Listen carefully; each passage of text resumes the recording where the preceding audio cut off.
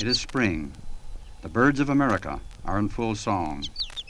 Woods and fields, gardens and shade trees resound with their music. Each species has its characteristic song. Over and over again it sings the same little musical phrases that anyone with a good ear can learn to recognize. Thereafter you will walk with friends in the great outdoors instead of with just a medley of sound. It is surprising how many more birds you will see when once you have learned to recognize their songs. So let's take the little book with its color plates and go for a bird walk, and we will use our ears as well as our eyes. We will start in the garden on a spring morning, and today the first song that greets our ears is the cheerful warble of the bluebird. There it is, singing from the roof of the birdhouse where its mate is building the nest. Chirr, calls the female. Cheer, cheerful charmer, chuckles the male, and shrugs one wing as though it really did not matter.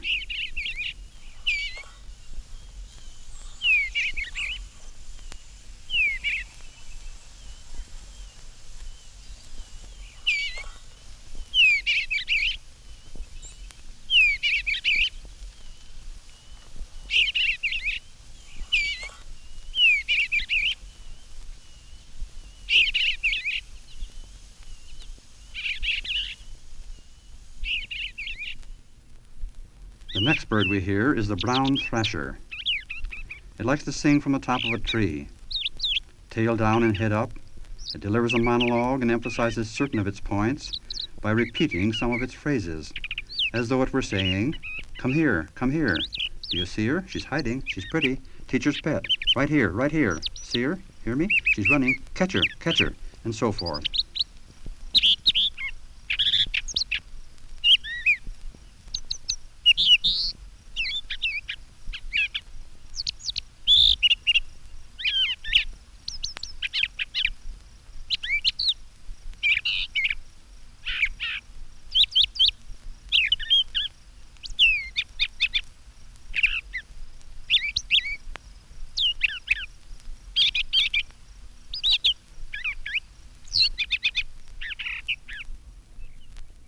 And now a friendly little black-capped bird comes flying to meet us as if expecting to be fed. Chickadee-dee-dee it calls, pronouncing its name. And then, lest we think this is its real song, it throws its head back and whistles a clear fee-bee-bee, or fee-bee, a name that belongs to quite a different bird.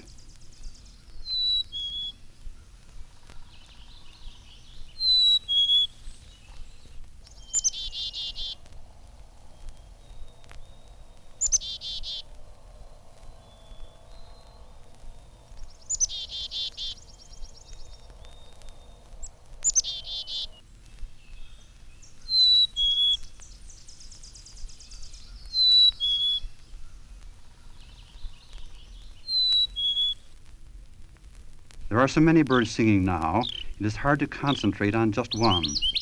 But here's a noisy little fellow, the Carolina wren, that calls cheer, cheer, cheer in a loud, ringing voice. The phrases that follow one can recognize better by quality and rhythm than by translation, because different birds seem to use different vocabularies.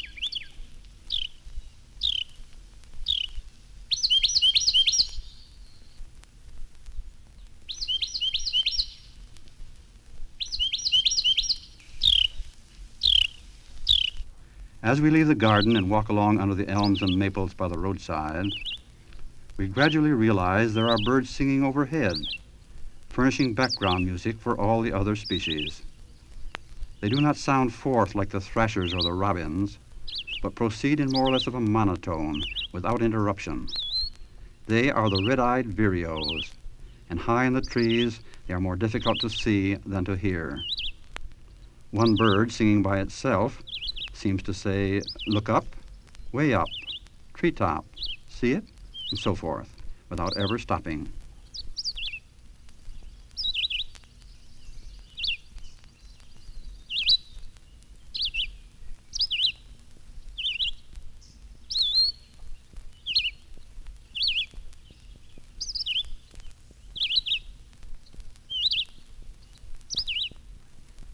High up in the maple is another song, given by a bird that is even more difficult to see, the Warbling Vireo.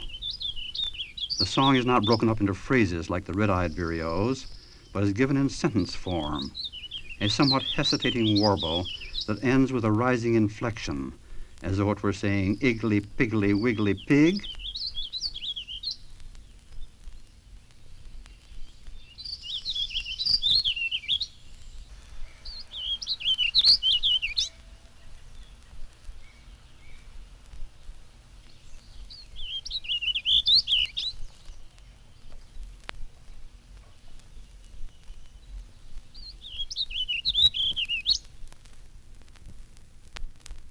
Before we get entirely away from the garden, we should stop and listen to the little yellow warbler, whose mate is building a cottony nest in the syringa bush.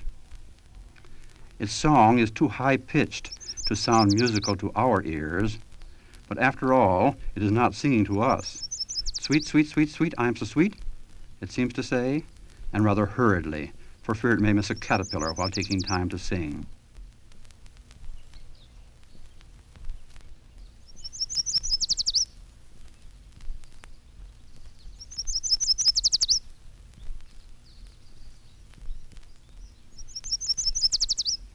Nearly everyone knows the voice of the robin, but perhaps we should stop right now and fix its phrases in our mind before we hear other birds that sound something like it. Cheer up, cheerily, cheer up, cheer up, cheer up, cheerily, it says in a loud, clear voice, completely dominating the phoebe singing in the background.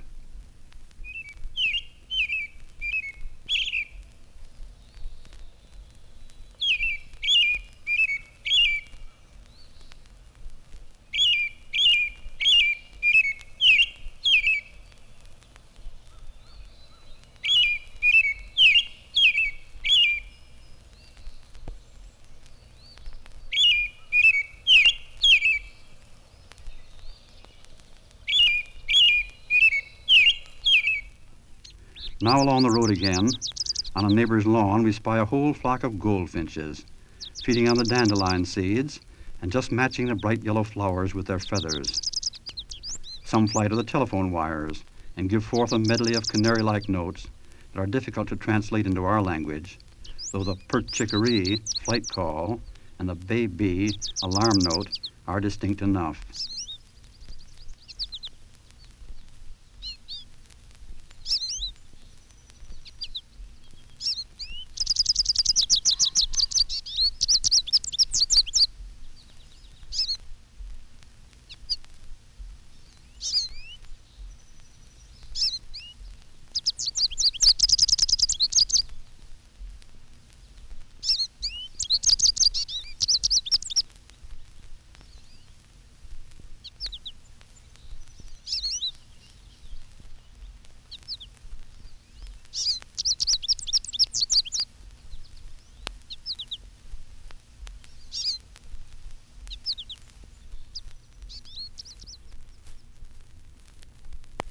From the top of a hawthorn bush comes another medley of phrases that at first sounds like a squeaky brown thrasher.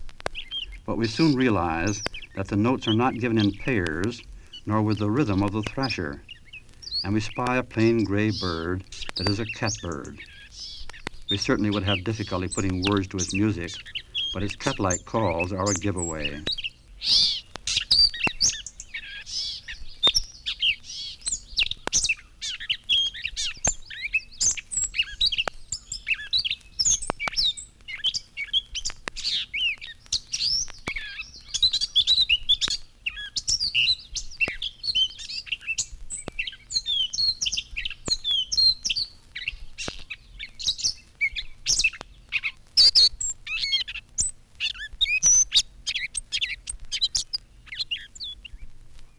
There is a little marshy spot near the edge of the field we are approaching, and there on a perch among the sedges is a blackbird with scarlet shoulder patches, which it displays as it fluffs out its feathers, spreads its wings and tail, and calls conqueree with apparent effort.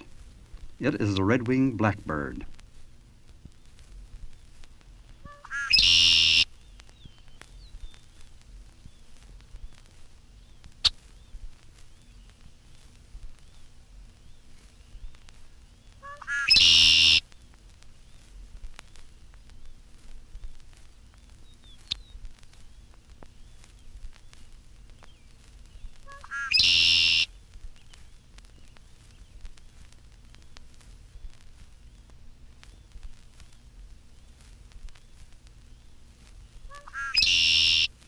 At the edge of the swampy area, there is quite a patch of elderberry bushes, much liked by rose-breasted grosbeaks.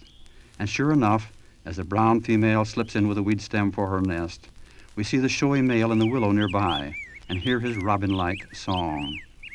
It is a richer song than the robin's, and he runs his phrases together instead of chopping them off. If you listen carefully, you may notice he mentions a whippoorwill in nearly every sentence.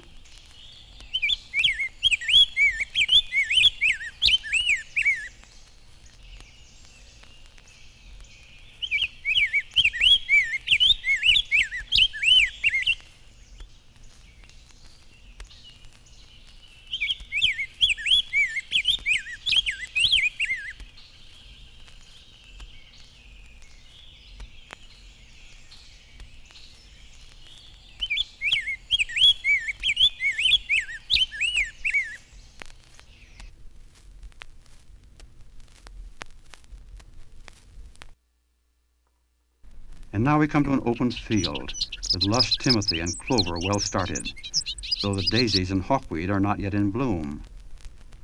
Floating over the green meadow, chasing one another about, are several blackbirds with conspicuous white on their upper parts. They are bobolinks, and their bubbling banjo-like songs greet our ears with the exuberance of college boys. One note follows another with increasing rapidity until each bird sounds like a whole orchestra, repeats its name amongst a jumble of musical notes.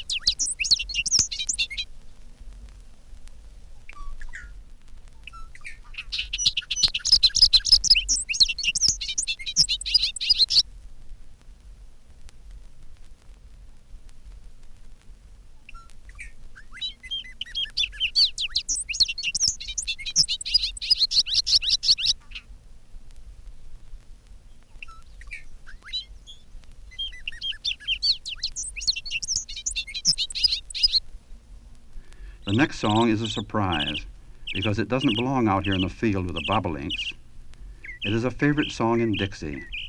Once in a while, however, a mockingbird does wander northward, and here it is on a telegraph pole, for all the world as much at home as on an orange tree or a magnolia. It sounds much like a brown thrasher, but is not content merely to duplicate its phrases. It sometimes repeats the same little group of notes 3 or 4 times, as if it were real proud of them.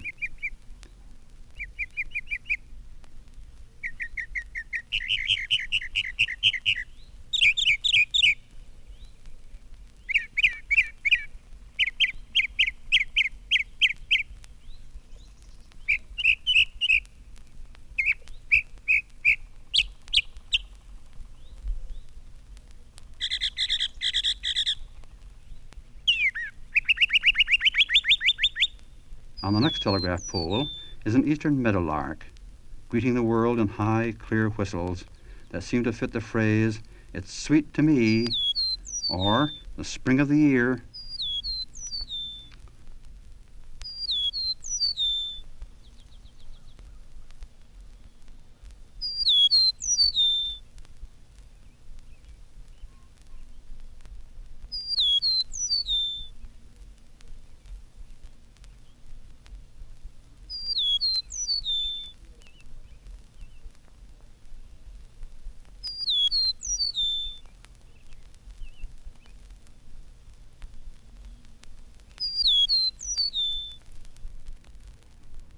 A little further along on the telegraph wire over some berry bushes, we spy what at first seems to be a tiny black bird, smaller than a bluebird, and its song is entirely different, high-pitched and somewhat goldfinch-like, but more rhythmic, with the notes given in distinct pairs.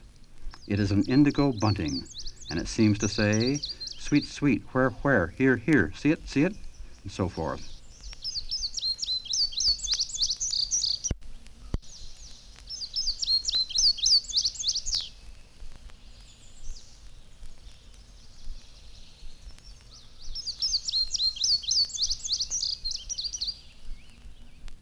We are back under the elms once more and are greeted by loud, clear whistles from several Baltimore Orioles, whose mates are building their hanging nests over the roadway. Their voices all have the same quality, but no two use the same phrases. The one overhead seems to say, Here, dear, come right here and see what I wear.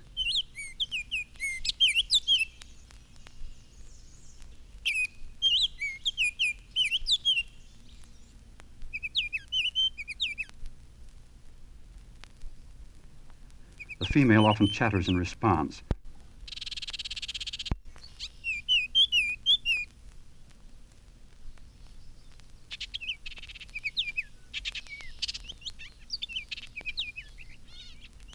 And now an enchanting flute-like song comes from the woodland beyond.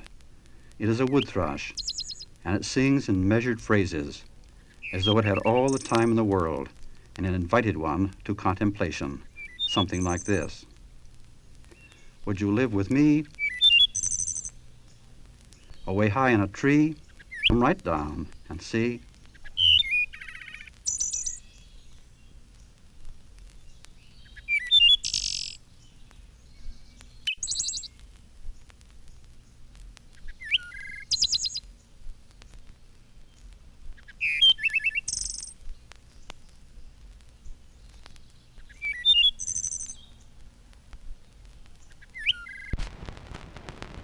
Following the wood thrush, we hear the bubbling notes of a house wren, which, after chattering and complaining, gives forth with such exuberance that we just can't help liking it. Head up, tail down, and wings a-quiver, it shakes all over with excitement, and for the moment we can forget its nefarious ways if it will just keep us supplied with such vivacious music.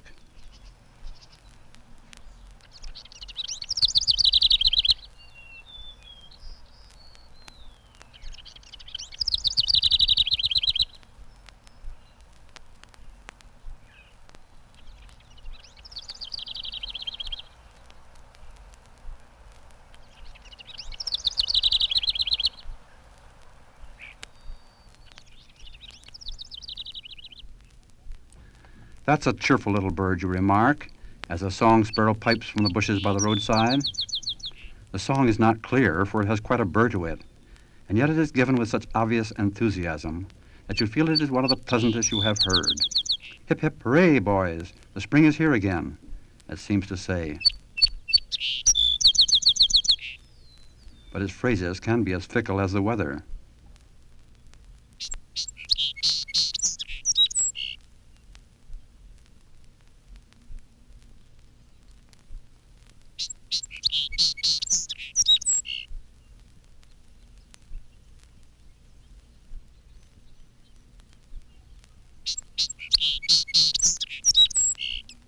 Here is a double surprise. By the time the bobolinks and indigo buntings are back from their winter quarters, the white-throated sparrows and the fox sparrows should be on their Canadian nesting grounds. But now, for our special benefit, a late fox sparrow breaks forth with its ringing whistle, apparently asking an embarrassing question. All we have is what's here, dear. Will you take it?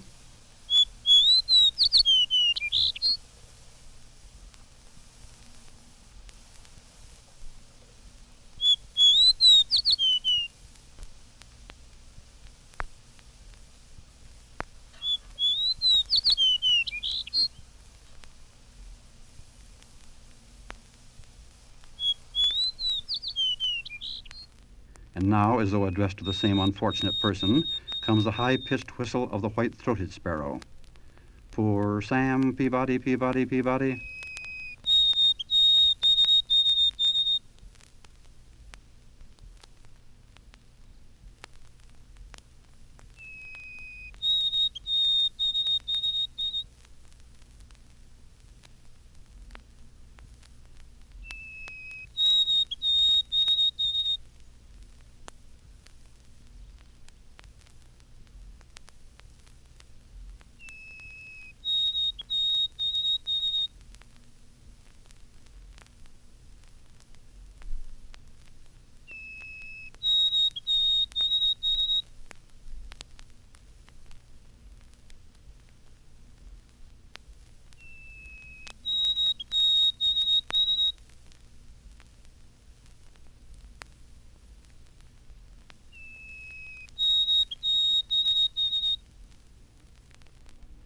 The morning chorus has subsided now, but all day long we can hear from the shade trees the plaintive, drawn-out whistle of the wood pewee, calling its name.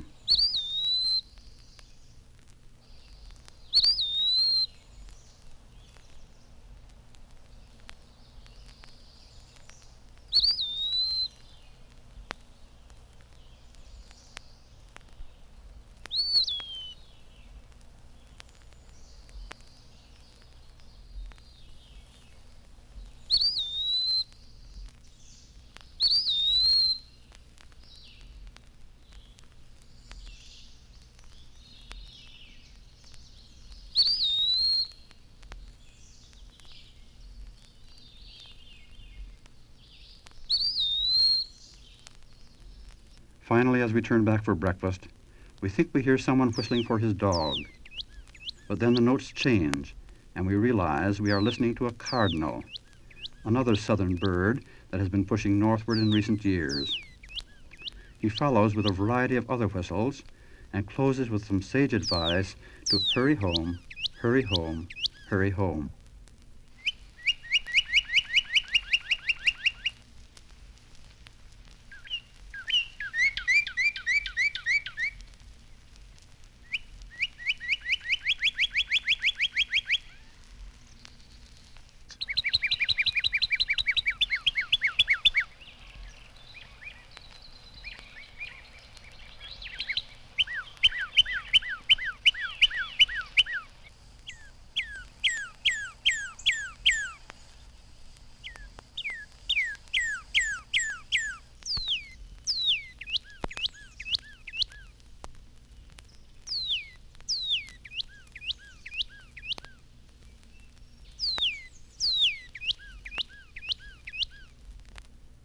We accept the cardinal's suggestion and hurry home for breakfast, resolved, we hope, to go on many more bird walks until all the common birds are friends of ours because we know their songs. Recorded by the Laboratory of Ornithology at Cornell University.